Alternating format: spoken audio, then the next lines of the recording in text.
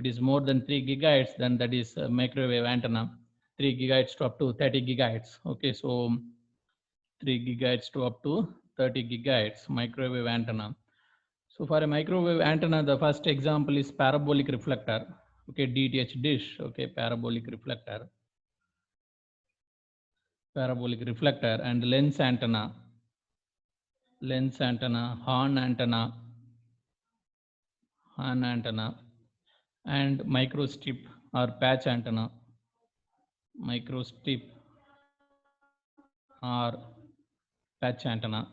Okay, these are all the antenna that is designed at microwave frequencies. And then the antenna is classified based on some antenna is termed as broadband antennas. That means, and broadband antenna. See, what is the meaning of broadband? Because you are designing antenna at some frequency. If it is working around that frequency, that is narrowband antenna. Say, for example, if you are designing some antenna at 100 megahertz, say for example, you are designing some antenna at 100 megahertz. Okay, you are designing antenna at 100 megahertz. Okay, if the antenna is receiving, definitely that antenna will receive 100 megahertz signal. Then what will happen if the frequency varies? Okay, if your frequency varies by little amount, say this is 95 megahertz, okay, this is 95 megahertz, and then this is 105 megahertz. Okay, you have designed the antenna up to 100 megahertz. Okay, then you are varying the frequency. Still, it's working up to 95 megahertz, 105. But if you vary beyond that frequency, then that antenna will not respond. That means what? Around 100% of, around 10% of the center frequency, it is working. That means what? If the bandwidth of some system is 10% of FC, center frequency, then if it is less than, if the bandwidth is less than the 10% of the carrier frequency, then that is termed as narrow band. It may be an amplifier or it may be an antenna, whatever it may be.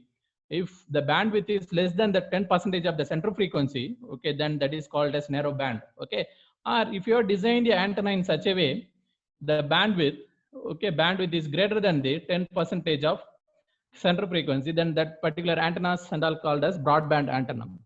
Okay, that means what? You have designed antenna at 100 megahertz. Okay, 100 megahertz. Then that may be working even at 1 gigahertz sometime. That may, we do not know, or up to 10 megahertz in the downside, upside up to 1 gigahertz. Then these are all called the broadband antenna, because you have designed the antenna only at this frequency, but maybe it may be satisfactorily working up to these frequencies. Then that antennas are called as broadband antennas.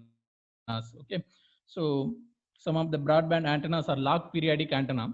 Okay, log periodic antenna, spiral antenna, long wire antenna. Out of all, this one is very, very important. In the exam, they will ask this log periodic antenna is always a broadband or wideband antenna. Most probably this, they'll ask this in the exam. Okay, next we'll see some of the special antennas.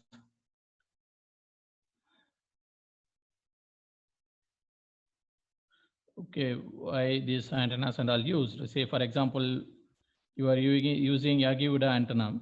Okay, Yagi-Uda. It's because it will provide high gain. Okay, Yagi-Uda will provide high gain, and also it is super directive. Okay, super directive. Super directive means you have to orient your antenna properly. Then you can get the signal from faraway places also. That means what? Suppose you are in your place. If the signal is coming from the Chennai, then if you orient your antenna towards Chennai, then there is the possibility that you will get the signal that is super directive. Okay, that means what? Your antenna is capable of receiving signal even if the signal is coming from very long distance. Okay, it's possible only with the help of super directive antenna only, because say for example dish antennas and all very, very super directive. Okay, even if the signal is coming from satellite, it is capable of capturing that signal. That means directivity is very, very high. That means you have to very precisely, you have to focus your antenna towards the transmitter. That's super directive. Okay, next one is loop antenna. Loop antenna. Okay, can anybody tell me where is the loop antenna is used? Practically. Direction finder. Direction finding. Yes, sir, but where it is used? Ship.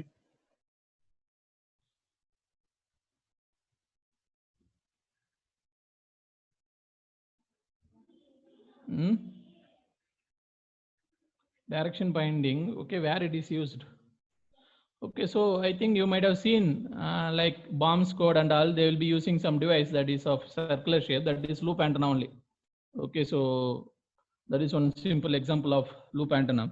And then next one is parabolic reflector. Okay, parabolic reflector. Okay, and what is the main need of this parabolic reflector? Because it has huge capture area and also it is having high directivity. So it has huge capture area because all captured signal is focused to the feeder. Then feeder will give you the signal to the receiver. Then you can receive very good signal. Even if the signal comes from very long distance, okay, then you can recover the signal properly. So it is having huge capture area, huge capture area. Okay. Yesterday I given you one exercise to find out the directivity of parabolic reflector. யாராவது find out பண்ணீங்களா? Anybody? Yes, sir. Yesterday I have given you one 42 exercise dB, sir. to find out the DTH தானே sir? how much you are getting, sir? DTH 40? 42 dB, Okay, sir. okay. எதுல வேணாலும் சொல்லுங்க. 42 dB. dB. 42 dB. That means in terms of number I can write like this: 10 power 4.2. Correctingla? Yes. Yes, that means what? This much roughly you are getting 10,000 times gain.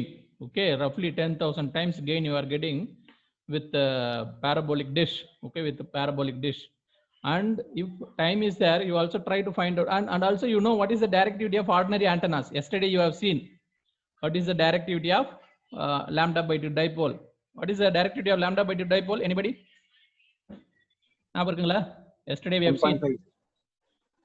1.5. Just you compare how much this is greater. That's why your antenna is, your ordinary lambda by 2 dipole antenna is not direction sensitive. Okay, you keep the antenna somewhere, even if the signal comes from the rotational manner anywhere, okay, that will receive because it is not having much directivity. But this antenna and all having much directivity, that means what? Precisely it will receive the signal. That angle should be very, very focused. Okay, that's why we are maintaining line of sight between the satellite and the dish. Okay, because it is very much focused. Because you see your directivity is very, very high. Then you think of what will be your beam width. Okay, once if directivity is very, very high, then the beam width is very, very low. Can anybody tell me what is the satellite beam width? Satellite is having antenna. What is the satellite beam width? Satellite antenna beam width? சொல்ல முடியுமா? 1 by directivity, sir. 1 by directivity எப்படின்னு சொல்லுவீங்க? It is inversely proportional, that's okay. But what is the precise value? Where is there any other relation to denote? Is there any other relation to relate beam width as well as the directivity? Is there any other idea? Okay, even if there is no idea, no problem. You simply remember satellite beam width. யாரோ ஏதோ சொல்றாங்க. Somebody is telling something. Satellite beam with solid angle is 1 degree or 2 degree maximum. What is the satellite beam with solid angle? 1 degree or 2 degree. What is the meaning of this? You are having satellite. The satellite is having some antenna. If the beam width is 1 degree solid angle. Okay, 3-dimensional solid angle. I am writing here 2D, but this is 3D. 3-dimensional solid angle. You are on the surface of the earth. With this, it can cover India as well as the nearby India's part easily. Because what is the distance? 36,000 kilometer. Because even if it is 1 degree, it can cover easily. It can cover India as well as its nearby parts.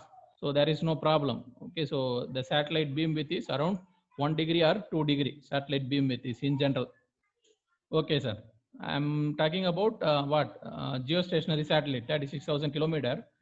Maybe your other satellite, GPS satellite and all, it may be having some other beam width. Okay, because they are in medium earth orbit. Okay, your other satellites and all may be having some other beam width, but this is the satellite which is there at geostationary orbit. Okay, geostationary orbit. Okay, so because you may have doubt, because whenever I am using satellite phone, I am simply they are using the satellite phone. They are not orienting their antenna towards satellite always, but still they are receiving the signal. Then how? Because it is in the medium earth orbit, and also the beam width. Okay, beam width will be much greater, and then directivity is little bit lesser.